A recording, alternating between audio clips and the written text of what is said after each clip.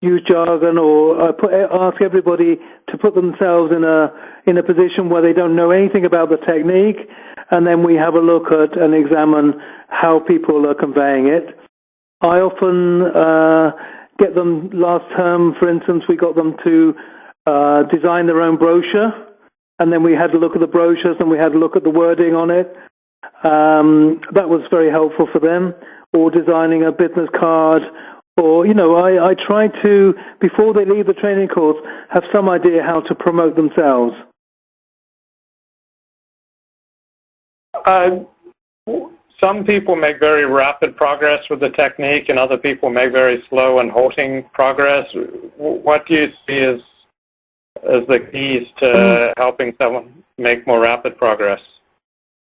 Well, it's very interesting. Some people do make rapid progress, but then you ask them, do you notice anything? And they go, no. And some people make very slow progress and think they're doing wonderful. I actually like something more or less in the middle. If somebody comes back after a couple of sessions and says, oh, my back is fantastic, I haven't had a pain for, well, while I'm quite pleased, I'm also very suspicious. Because I do actually like slow, steady progress, because I know if the progress is steady, the pain won't revert back. It won't revert back to pain. If there's too quick a progress, I suspect it. I'm not sure what's actually happening, because it does take a while for that muscle tension to release. And I do tell this to everyone who actually comes. Don't expect too much changes for the first 3 or 4 sessions. And I find that it's when you get to about session 6 that people do actually look back and say, yes, there actually has been quite a lot of progress.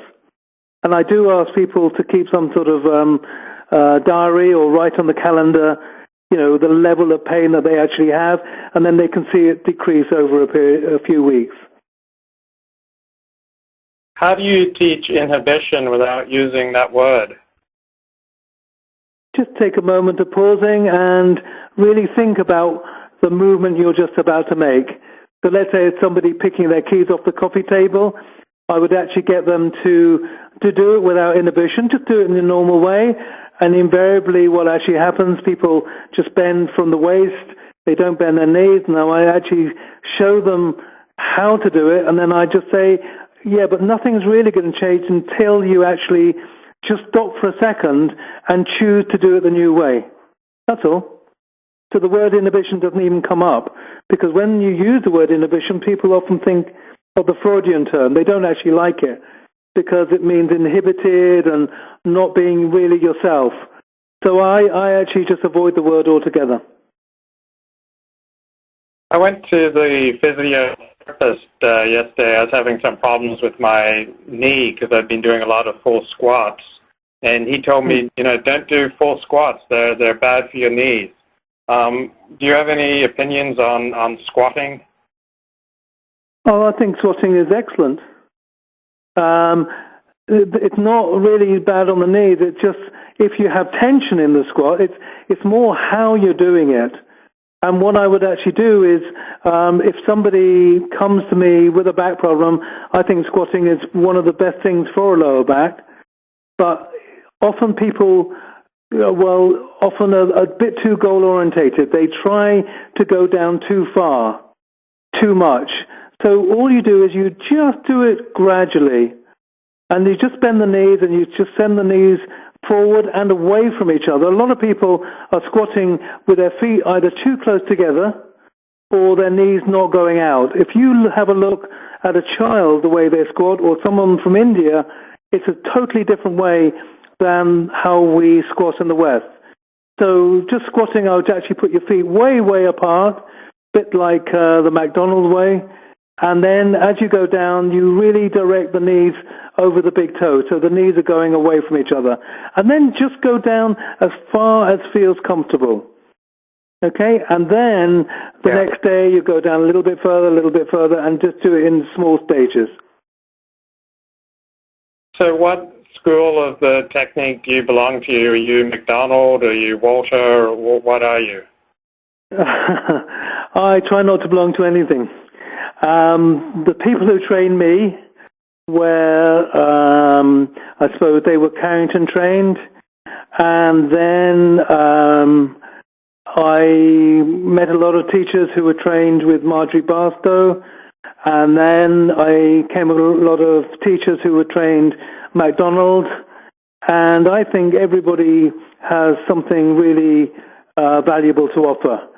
And what I really don't like is for people to say, I learned the Carrington way and the other ways are not really the real way. I find every single teacher, Marjorie Barlow, had a lot to offer in her books. Patrick MacDonald, his book is full of really interesting stuff.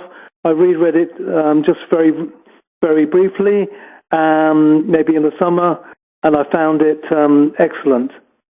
So I think all these teachers, all these threads that came from Alexander have something totally different to offer in a lot of ways. But I would actually say go to all the 4 or 5 strains of Alexander teaching, and you will find something good about all of them. So does the Alexander world still have as many feuds as ever between these various schools, or have we reached an uneasy détente? I don't know. I think it's getting. I mean, I went to the Congress in Lugano, and it feels to me that people are very happy to share work with people of different strains. I think we're very slowly losing this kind of, I don't know, almost war between, we know what the real technique is and these guys don't. And it'd be nice to quote something from Rumi, the 6th century philosopher, and he said, beyond all rights and wrongs, there is a field, I'll meet you there. And if people are open to, as long as you keep the inhibition, the direction, the primary control, keep the principles in mind, I think people are teaching the same thing in just different ways. Do you think the technique could ever be as popular as yoga? I think if it was taught in the right way, it'd be more popular. I think if people actually put the technique the way and explained it in ways that people understood, I think the whole thing would really take off. Really take off. But I don't think people are. I don't think people. They're confusing people. I go to some workshops and I see people giving an introductory workshop to new people, and you can see the confusion on their faces. And they're trying to explain the technique, but what you should actually say is what benefits are you going to get? It's a little bit like, BMW. If they went on and on and on how their BMW works, the carburetor and the engine and how many cc's it's got, you would just turn people off. What they're advertising is what you're going to feel like when you drive the BMW. And that's what we should be focusing on, not how the technique works, but how people are going to feel and what benefits there are of the actual technique. I'm wondering if some students get hooked on the hands-on aspect of Alexander lessons and don't really develop the thinking on their own. Do you have any thoughts on that? Yeah, I think it's a teaching. There's stuff going on in the UK that Alexander teachers are on health registers, but actually you're teaching something. If you just give somebody a nice experience on a table, on a chair, and they walk away not knowing how to do it for themselves, you're not doing them any favors. You're keeping them dependent on yourself. Now, what we should be doing is teaching people movement and teaching people how to release that tension from themselves, how to be more aware of themselves, how to make conscious choices for themselves. It's vital because it is an education. Do you have to battle boredom when you teach? No. No, so even though you're teaching the same thing, I assume, over and over again? I'm teaching different people.